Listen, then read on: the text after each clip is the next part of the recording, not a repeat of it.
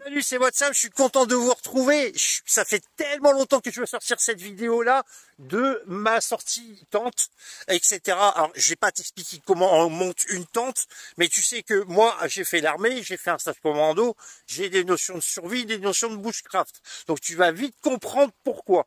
Déjà, règle numéro 1 qui est essentielle. Ton pire ennemi, c'est l'humidité et le froid. Là, tu vois, je viens de transpirer. Il fait beau, hein. Je suis à 900 mètres d'altitude à Saint-Pierre-en-Chartreuse.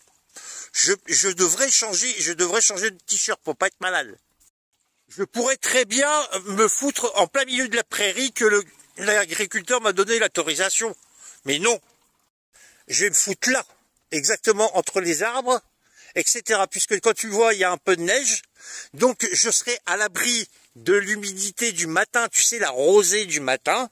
Voilà, et s'il y a du vent cette nuit, hop, c'est les arbres qui me protègent. CQFD. Et on a un coup de cul, pas possible, on a un petit ruisseau pour se laver la figure et piou-piou. À ne pas boire, bien entendu, puisque c'est de l'eau qui vient d'une pâture où les vaches ont fait des bouses. Donc voilà, mais ça peut servir pour te rafraîchir en dessous des aisselles qui puent parce que tu as marché. Ensuite, un autre choix, je me mets entre les sapins et les peupliers. C'est-à-dire que moi j'ai une corde de 3 mètres, 4 mètres, on s'en fout, enfin tu verras, avec un haut vent. Donc ce qui me permettra de me mettre dessous pour pas que la rosée du matin vienne quand t'as la tête dans le cul, en parlant poliment, pour boire ton café et que tu te dis ah, putain mes chaussures elles sont mouillées. Eh ben voilà, la bâche ça coûte 30 balles. Voilà, allez, c'est parti, on attaque la vidéo maintenant que t'as toutes tes recommandations. C'est pas simple hein, le camping. Bon, on va commencer par le début. La logique, il faudrait que tu trouves une surface plane pour poser ta tente. Mais là, vu la configuration, c'est juste mission impossible. Donc, tu t'adaptes. Ensuite, ton sac à dos, on va dire, tu le montes le couchage en premier, donc au fond du sac. Et tout ce qui est tente, etc., matériel en premier. Chose que je n'ai pas fait du tout, mais c'est pas grave. Mais la logique voudrait que ça soit ça. Parce que tu vas ouvrir ton sac et que tu vas préparer ta tente, les cordages, les machins, etc. Arrivent les vêtements et en dernier, pour pas salir, et qui te sert d'amortisseur au niveau des lombaires, ton sac de couchage. Voilà. Et petite dernière recommandation, je le dirais peut-être pas assez, mais voilà. Chaque sac de couchage, c'est pas évident à dire, hein. Sac de couchage, voilà, à une température dite de confort. Va pas me prendre un sac de couchage de température confort 15 degrés comme moi je viens d'acheter là, pour aller à l'Alpe d'Huez quand il y a 30 cm de neige. Voilà. Et la chose qui est fondamentale, tu vois, hein, c'est là. C'est mes anciens trucs de Champs-Rousse quand j'étais ambulancier. La trousse de secours, elle est à l'extérieur, elle n'est pas à l'intérieur du sac. Très important. Alors les trousses de secours, tu peux retrouver à Decathlon. Moi, je me suis fait faire par ma meilleure amie parce qu'on est tous les deux soignants. Oublie pas la couverture de survie. C'est important aussi. Il y en a des couvertures de survie réutilisables. C'est pratique aussi. Ça, je suis fier, c'est Manu, le chef pisteur de Champs-Rousse qui me l'a donné. Donc le sac de couchage, j'en ai un d'été, qui vient de chez Decat. C'est un 15 degrés, puisqu'on monte en montagne. Voilà, tu vois. Et j'en ai un hiver qui va, température de confort, -10. Au sujet des sacs de couchage, une fois que tu l'as installé, tu le laisses, entre guillemets, gonfler comme un popcorn. Mais tu le laisses gonfler, c'est pas des conneries. Tu laisses gonfler une bonne heure avant d'aller te coucher. Va pas te coucher dedans parce que faut qu'il reprenne son volume. Alors moi j'ai fait les choses à l'envers. J'ai la bouffe qui est sortie là en premier. Deuxièmement, tout ce qui est t-shirt et Après, impératif, mais c'est impératif, c'est non négociable, c'est une tenue pour la nuit, on va dire, type pyjama, mais bon, bref, tu vas vite comprendre. Pourquoi? Pour la simple et bonne raison, c'est que tes vêtements, ils vont pouvoir sécher, parce que si tu as la chance ou l'autorisation de faire un feu, bah tu peux faire sécher, sinon, bah tu peux, voilà, tu as les vêtements. Donc tout bête, moi je suis parti sur un legging, un truc de pour ceux qui font de la course à pied, voilà, au moins c'est propre, tu rentres pas dans la chambre, dans la tente, pardon, dégueulasse, et le reste ça permet d'être séché. Une petite serviette de chez Decathlon microfibre pour te laver le piou-piou et la figure, hein, c'est toujours utile. Je fais une petite aparté de ce que je disais tout à l'heure, tu vois, j'ai le t-shirt qui est trempé, bah je commence à avoir froid, là ça serait bien que je me change, tu vois, t'as compris le... Voilà, allez on continue. Bon, je te passe les détails des calbutes, etc., mais prévois une grosse paire de chaussettes en plus, et un Marcel, ou un maillot de corps, moi j'appelle ça, ou Marcel, voilà, prévois ça.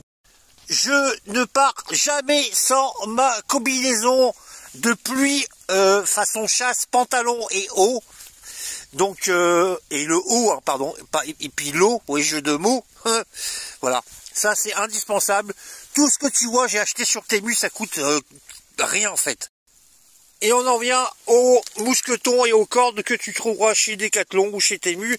Et ça, c'est un tapis isolant que tu mettras entre la terre et la tente. Ça va t'isoler du froid, tu vas voir.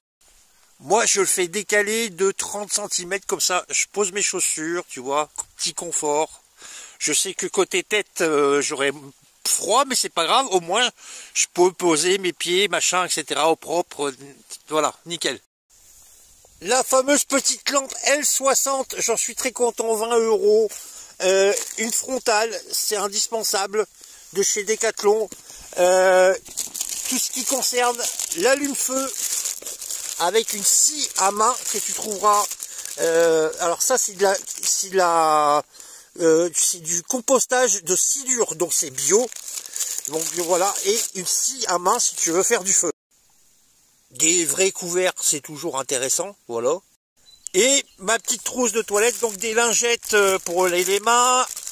Pas besoin d'un gros dentifrice, j'ai coupé, j'ai mis pour ce qu'il faut pour 3 jours. Un gant de toilette, le savon est coupé, savon de Marseille, c'est dedans. Et donc ça mange pas de pain, c'est un petit seau pliable de 12 litres que tu vas remplir au ruisseau pour te laver le piou-piou, etc. Hein, voilà. Je te fais pas de dessin pour ta petite toilette du matin si t'es courageux, si elle est pas trop fraîche. Moi, c'est bien arrivé, des fois, je prends les lingettes, hein. C'est des lingettes nettoyantes pour bébé que j'ai, là. C'est la figure, les aisselles, les mains et le cucu, mais parce que il fait trop froid. Mais ça peut être utile, ce genre de choses. Ça coûte rien, voilà, donc je te conseille de l'avoir. La fameuse popote, alors moi j'ai acheté ça en plus, ma tasse à café. Une cartouche, prends pas les grandes, ça dure 3, 4, 5 bivouacs si je dis pas de bêtises. Mon réchaud qui est juste là, hein, je vais pas te le sortir mais t'as compris. Et puis des cuillères et des fourchettes Decathlon. Cuillères et fourchettes Decathlon, donc voilà. J'ai pris que la bouilloire parce qu'il y a la poêle, il y a la ceci, cela, mais comme je suis en repas lyophilisé de chez Lyophilisé & Co. Coucou les Bretons, je vous salue. Je suis en partenariat avec eux, ils sont vraiment cool. Allez-y. Donc moi j'ai tout acheté sur Temu, ça m'a pas coûté cher la popote, ça m'a coûté 10 balles, 12 balles, à toi de voir. Selon tes besoins, Decathlon je trouve que c'est un peu cher. Là je pense que tu vas vite comprendre, c'est que quand tu mets ton réchaud, hop, à l'intérieur, voilà, tu économises du gaz puisque le vent est coupé, etc. Donc ça coûte 5 balles, c'est un paravent, c'est fait partie des choses mais indispensables au même titre que le réchaud. Ça c'est mon fameux auvent, on va en reparler plus tard. On va parler matelas. Alors les matelas qu'on va à la colonie de vacances, tu sais, le truc qui fait 0,5 mm, n'achète pas ça, s'il te plaît. Si t'as pas beaucoup de budget, je peux comprendre, mais surtout n'achète pas ça. Achète plutôt les matelas qui sont pliants avec des alvéoles façon boîte d'œufs. Ça prend un peu de volume dans le sac. Et sincèrement, moi j'ai carrément opté pour le matelas autogonflant. C'est génial. 50 balles. Mais par contre, ouais, confort, quali et puis il gagne place, quoi. Voilà. Et on finit par les piquets de tente. Et ici, ma mémé. Les sardines. Donc moi, c'est une tente trekking 2 places. Elle est donnée pour 1,2 kg. Il peut y avoir plus léger. Voilà. Allez, on va commencer à s'installer. Ça va pas être simple. Alors, difficile à voir, si ça y est, tu le vois. Donc, j'ai mis ma corde. Voilà. Et ça, vieux truc de paracommando, tu fais un tour, 2 tours, tu fais une boucle et tu plantes ton mousqueton et ça bouge plus. Ça bougera pas. Et demain matin, même si c'est humide, tu enlèves le mousqueton et ça se défait tout seul. Petite précision, je commence toujours par ma bâche. La bâche, je l'utilise du mois de février à juin. Après, on s'en fiche. Comme ça, tu peux régler ton emplacement au niveau de ta tente. Parce que l'idéal, ça serait de mettre ta tente en dessous de la bâche. Mais bon, des fois, on peut pas faire ce qu'on veut. Donc en gros, tu vois, pour l'instant ça donne ça. Je suis pas satisfait de la tension, donc je vais remettre un petit coup de mousqueton. En ce qui concerne le auvent, je tiens à donner toutes mes excuses puisque c'est la première fois que je le monte. Alors bien sûr j'ai des notions, mais ça n'a pas l'effet que je veux. C'est un peu parallépipède. Donc voilà un petit peu ce que ça donne. Donc là, une grande ouverture où je suis à hauteur d'épaule. Hein. Donc c'est bien pour manger là. C'est parfait. Là par contre, je suis pas assez tendu. Pourquoi? J'arrive pas à comprendre. Je me suis raccordé au fameux mousqueton qui est là. Peut-être qu'en faisant quelque chose comme ça, en mettant sur un autre arbre ou une autre branche, peut-être que voilà, mais en gros l'idée c'est là, et l'entrée du dodo, il est là, donc en fait la tente elle va passer là. C'est bon, j'ai pu rectifier, donc j'ai fait une rallonge, voilà, je suis accroché là. Important, choisir où tu vas te mettre ton dodo, en l'occurrence tes lombaires, tu vois, là. Bah moi j'y vais pas. Là c'est de la mousse. On va se mettre là. Faudrait que mon cul soit là. Ça serait le top. Et donc comme je te disais, le fameux tapis isolant. Donc là il fait 1 mètre sur 1 mètre, mais tu peux en trouver des plus grands. Moi j'ai pas trouvé la nécessité, d'acheter plus grand. C'est juste que j'aime bien avoir la moitié en dehors de la tente pour poser des chaussures, machin, etc. Voilà, t'as compris. Je fais une petite aparté et c'est un soignant qui te parle. Dès que tu peux, tu enlèves tes pompes, tes chaussettes et tu mets des tatanes. Faut que les pieds respirent. Important, amenez toujours un couteau. Alors moi, je fais la collection des couteaux, j'adore les couteaux, mais bon, voilà. Et on va monter la tente. Là, ça fait 2 fois que je la monte, ça va pas être une mince affaire. Toujours est-il, quoi qu'il arrive, quoi qu'il se passe, même si tu la reçois, tu vas dans ton jardin, dans un parc, etc., tu l'essayes au moins une fois. Arrive pas comme un couillon sur le terrain en disant merde, je sais pas comment ça marche. Voilà. Alors après, ça c'est mon choix, c'est une option qu'on trouve aussi sur Temu, et la tente vient aussi de chez Temu. C'est des sardines qu'on visse. Beaucoup plus pratique quand c'est du caillou, crois-moi. Donc là, je me suis à peu près positionné, comme tu vois. Je me suis dit, tiens, on va garder mon petit tapis d'entrée. Et avant de mettre les sardines et le toit, il faut mettre les haubans.